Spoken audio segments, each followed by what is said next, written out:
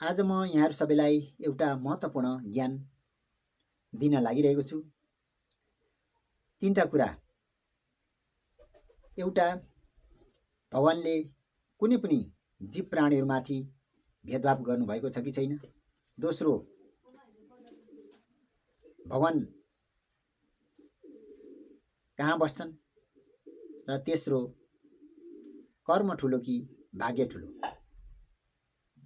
शास्त्रीय मत अनुसार भगवानले कुनै पनि जीव प्राणी, कुनै जात जाति, धर्म, लिङ्ग आदिका आधारमा भेदभाव गर्नुभएको छैन। किनभने परमात्मा भगवान सूर्य भगवानकै हेर्नुहोस्, सूर्य भगवान राम्रो ठाउँमा पनि लागिराख्नु भएको छ भने नराम्रो ठाउँमा पनि, जस्तो मलमूत्र भए ठाउँमा पनि लागिराख्नु भएको छ।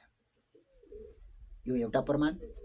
र दोस्रो प्रमाण, जस्तै कुनै भगवानले भन्नुभएको छ कि ध्रुव, प्रहलाद, नारद, सवरी र हनुमान, यी 5 व्यक्तिको नाम लिएर कुनै पनि काम गरे खण्डमा अवश्य काम पुरा हुन्छ भनेर बताउनु भएको छ।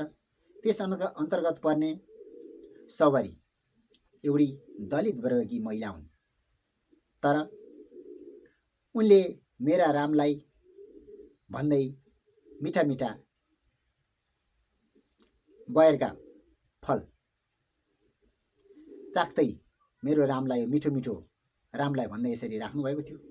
भरे भक्तिले गर्दाखेरि उनले राम भगवानले चाहिँ त्यो एउटी दलित वर्गकी महिलाको जुठो पनि प्यारले खानुभएको देखिन्छ। यस आधारबाट पनि भेदभाव छैन। र भगवान कहाँ बस्छन् र भाग्य र कर्म कस्तो हुन्छ म यहाँ प्रस्तुत गर्न लागिरहेको छु। र गीता अध्याय 13 को 7औं श्लोक र 18 को 61औं श्लोकमा भगवान कृष्णले अर्जुनलाई सम्झाउँदै मनुष्यहरूलाई यसरी दिव्य ज्ञान उपदेश दिनुभएको छ कि ज्योति समपि तज्ज्योतिष प्रमुच्यते ज्ञानगेहं ज्ञानगम्यं हृदि सर्वस्य विष्ठितम् ईश्वर सर्वभूतानां हृदयस्य अर्जुन तिष्ठति भ्रामं सर्वभूतानि यन्त्ररूढानि मायया। ज्योतिका पनि महाज्योति परम दिव्यम पुरुष परमात्मा सम्पूर्ण प्राणीहरूको हृदयभित्र बस्नुहुन्छ।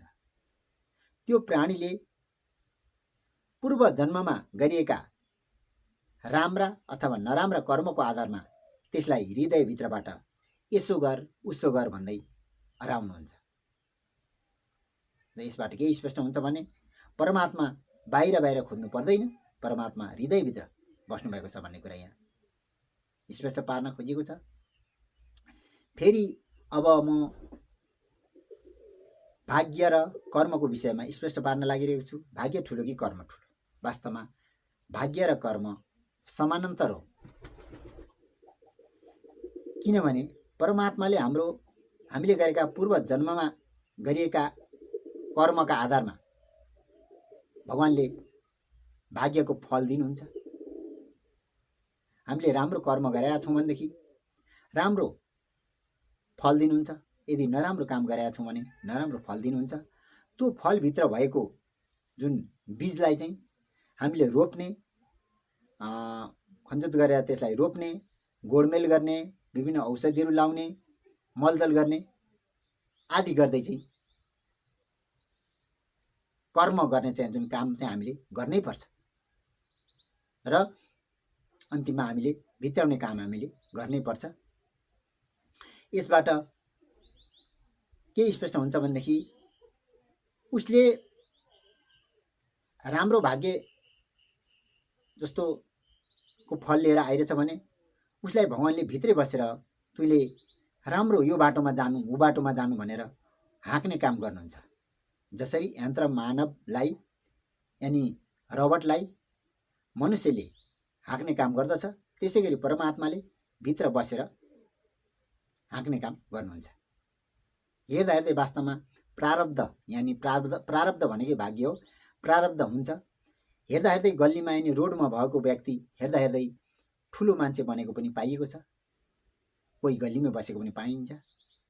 तर किन यस्तो हुन्छ त भन्दा परमात्माले भित्र बसेर तैँले यो कर्म गर्दै जा, पूर्वजन्म राम्रो फल भएको कारणले गर्दा, उसले राम्रो कर्म गरेको हुनाले गर्दा तैँले यो बाटो जा भनेर भित्र बसेर हाँक्नुहुन्छ।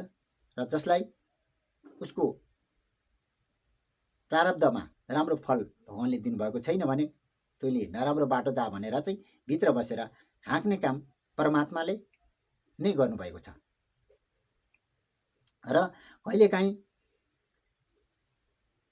नराम्रो फलको बीज परमात्माले दिनुभएको छ भने पनि, यानि आफ्नो कर्म पूर्वजन्मको आधारमा त्यस्तो पाइएको छ भने पनि, यदि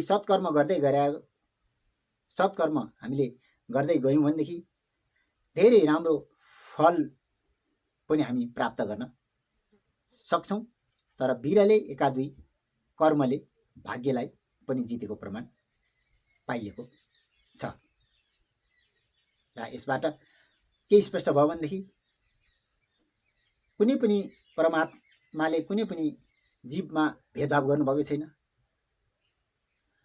एक दोस्रो, परमात्मा सम्पूर्ण प्राणीहरूको हृदयभित्र बस्नुभएको छ र प्राणीहरूको हत्या हिंसा नगर्नु भनेर यहाँ स्पष्ट पार्न खोजिएको छ। र तेस्रो, कर्म ठुलो कि भाग्य ठुलो भन्दा कर्म र भाग्य बराबरी हो।